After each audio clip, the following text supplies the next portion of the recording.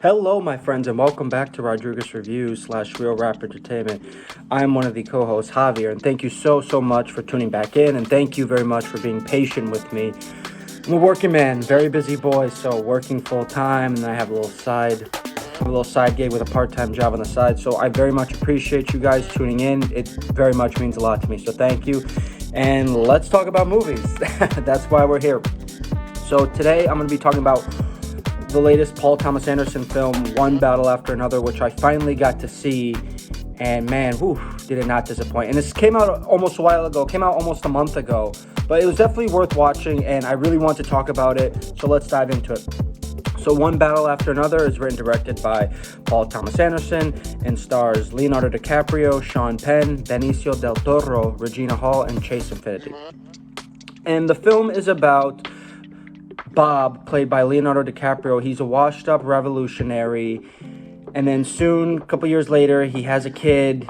He's living kind of isolated with this kid. He's kind of a paranoid stoner, and then while surviving off the grid, he soon gets an evil nemesis from the past, and his daughter goes missing, and then soon the government is after chasing Bob and his daughter.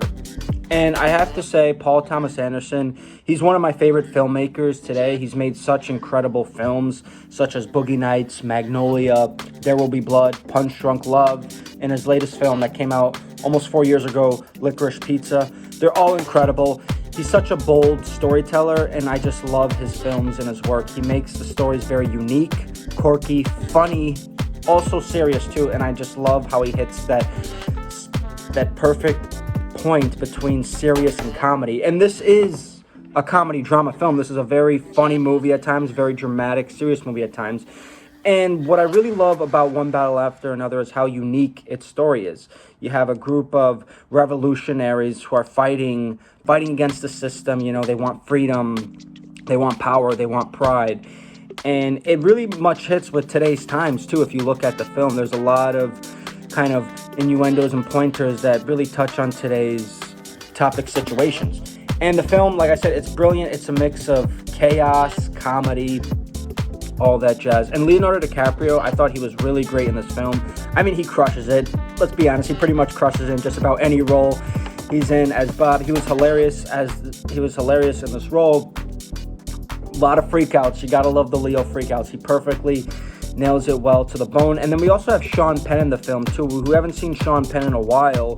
He did have a small role in Licorice Pizza. And Sean Penn, he was really well in the film too. He plays a colonel who is actually on the hunt for Bob and his daughter.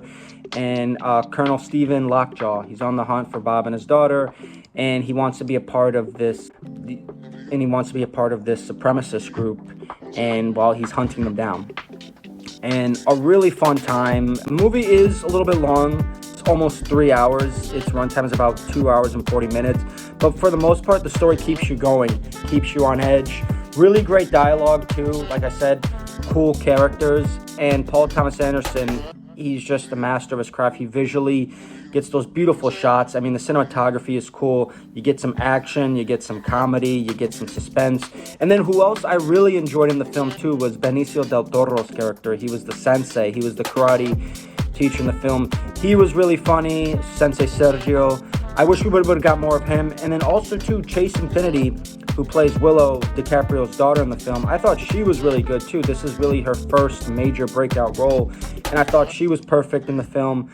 She was wonderful. She's a young teenage girl trying to live her life, but under these crazy circumstances because what her father was a part of, this ex-revolutionary group, and now they're living on the grid, and he's paranoid because he fears that the government is after him, and spoiler alert, the government is after him and his daughter. And I think it's a well-made film.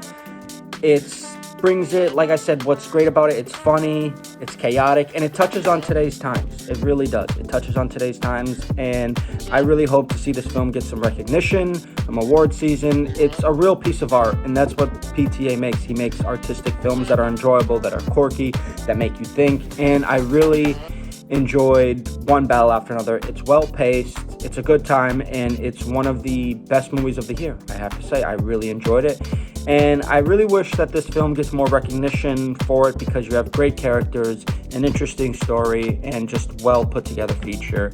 And Paul Thomas Anderson, he doesn't miss. Like I said, he always makes these unique, interesting stories come to life so magically and so beautifully, and that's why I think he's one of the best filmmakers of today. All right, guys, I'm going to go ahead and give one battle after another an A. Thanks, and stay tuned for our next review here at Rodriguez Reviews /Real Rap.